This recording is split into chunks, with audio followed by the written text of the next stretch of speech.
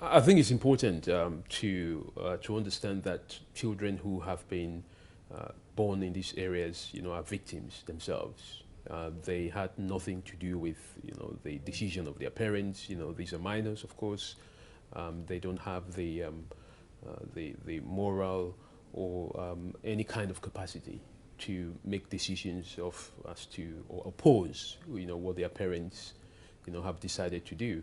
And so we have to consider these children as innocent children, and whatever the government needs to do to bring them back, we should bring them back. But also because, these children can be easily reintegrated, as opposed to adults who may have a high level of radicalization or who may have taken part in certain violent activities. So does that mean that you think that if children stay there for longer than is necessary, they also might be radicalized themselves? Of course, the fear is that the human mind is developed, considering the kind of environment that they grow into. So if children grow up in this kind of environment where there is constant chaos, there is constant hate, there is constant murder and all that, they would automatically develop to become more radicalized themselves. And if we're trying to defeat terrorism from the bottom, then we should be getting these children out of this kind of environment. At the any opportunity that we can get to get them out, we should get them out. Now, we'll get to whether what the British government is doing is correct or not later, but how much of a threat are these mothers and fathers, in your opinion, these Daesh fighters? Or is this just a publicity stunt? Because I've spoken to other analysts, and they said that many Daesh fighters have actually, in one way or another, found their way back into the UK. So, for instance, revoking Begum's citizenship. Is this all just a publicity stunt? I mean, what grounds do they have for not taking responsibility for these people? There is a bit of both. Of course, when you talk about the activities of some of the adults, some of the families that travel there, the fear, which has been generated, of course, has been, over, publicized, and made, a publicity stunt by most media outlets, is that, these people who have traveled to the Islamic State, are inherently dangerous. And therefore, they can't be accepted back into the British community. There are concerns there, but if you look at the case of Shamima Begum, her case was purely a media stunt, because when she was interviewed by Sky News, and she said what she had said, in the interest of security, what we look at specifically when we deal with individuals of her nature is, you want people that are honest about the activities, and she was quite honest about the way she feels, because this is the easiest way for you to be able to de-radicalize somebody, if you understand what they are actually going through. And because she expressed herself, the British community, which, of course, quite emotional in their reaction, were quite against the fact that she should be brought back, that she had no regrets. But in de-radicalization, what you want to deal with is people who express themselves, so that you can apply the right measures to de-radicalize them, rather than people who might pretend that they did nothing, or they didn't regret what they did, or or they regretted what they did, and then turn back to harm the public, like recent attacks that we've seen. So I think the important thing, which the British government needs to understand, is that each and every case has to be looked at specifically. Not everyone who traveled to the Islamic State engaged themselves in fighting or in violence. So these cases need to be looked at, on their merits, and decisions made on those bases. Shamima Begum's case, there is no evidence of the kind of activities that she got into. But even if there was, even if she was beheading people, is it not the British government's responsibility to take action and to take her on and do whatever they have to do to de-radicalize her, or keep the public safe? But basically, it's their responsibility to take her, right? How are they justifying just relinquishing her? The responsibility lies squarely with the British government. She was born here. She has been here all her life before she traveled to the Islamic State. First of all, if you want to send her to another country, it means you're shifting the problem. You're saying that she is good in another country, she's not good in the UK. This is, we're talking about the war on terror here and the global war on terror, which means each and every country must take their own responsibility. So it is wrong for the British government to say we would send you to any other country besides Britain, because what they are essentially saying is those countries don't care about terrorists. I think what is important for the UK to understand is put the necessary measures in place, which they have structurally and technically, to make sure that these individuals who left, of course they were radicalized here, they grew up here, their push and pull factors may have come from here. You cannot then, decide that you're not taking them back.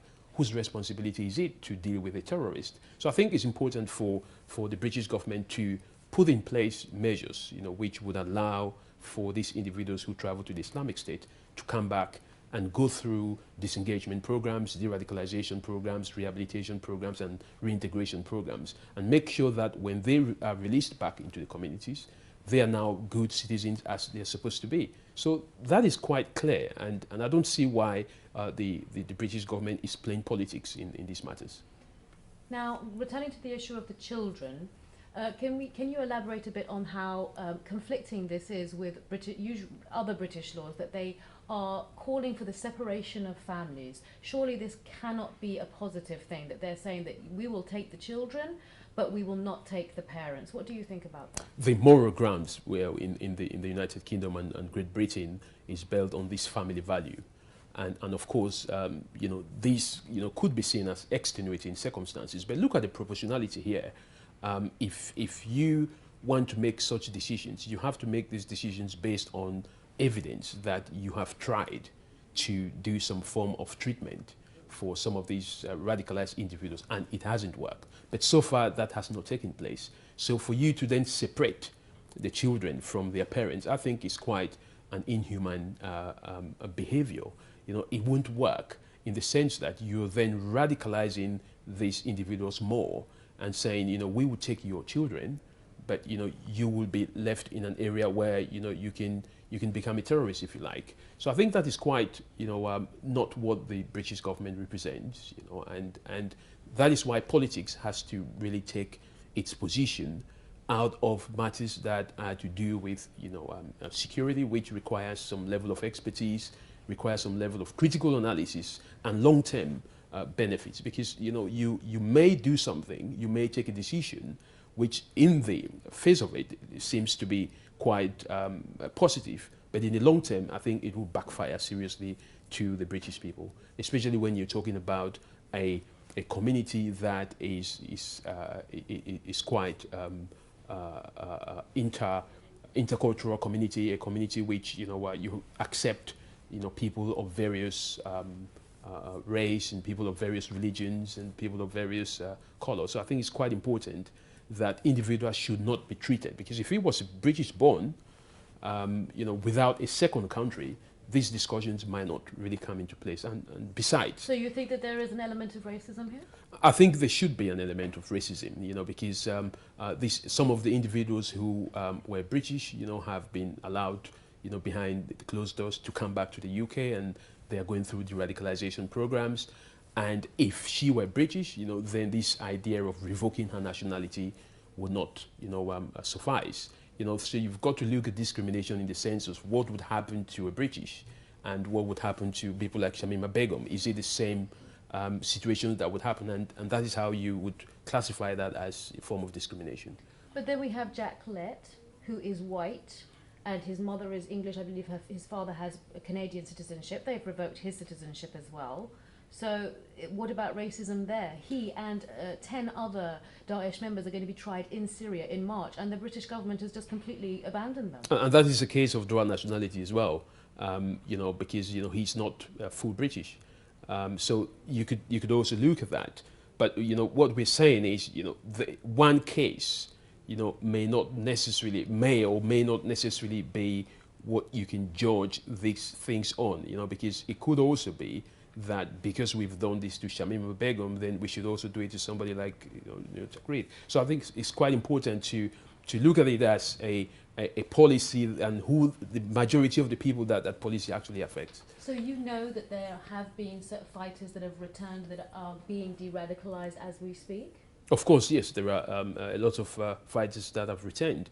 There are so many fighters who, as the Prime Minister said, 150 of them or more than that, are still in jail, ready to be released. Some of these are people who came from Iraq and Syria. Some of them are people who glorified and supported terrorism here in the UK. So a lot of people have, returned, from Syria and Iraq, previously. And how does that work? But I think, the case of Shamima Begum was a turning point. And that is why I think if you want to look at the other cases that were allowed and her case, I don't think, that should be, it doesn't give us a level playing field in terms of how you treat your citizens, in these circumstances. Now, you said that this is a global issue, and that's very important, I think. It's a very important issue to focus on, that the issue of terrorism is a global thing, and we cannot isolate ourselves from the rest of the world. So we know that countries like Turkey, Kazakhstan, Russia, they've taken back so many, if not all, of their Daesh citizens. So do you know how they are dealing with that situation, with the de-radicalization, with the children? Do you know what the children are how the children are being reintroduced into society? Have you any information about that? I think, I've spoken to colleagues that, have, and continuously engaged in those areas, including Kosovo. And one of the things which is quite important is that each country has its own structural and technical capability in terms of how they can deal with these returning foreign fighters. But the fundamentals of this is understanding the background history of these individuals, whether they're adults or they're children, and then trying to see the level of radicalization that these guys have attained. You look at the threat levels and then design your disengagement and de-radicalization programs based on that.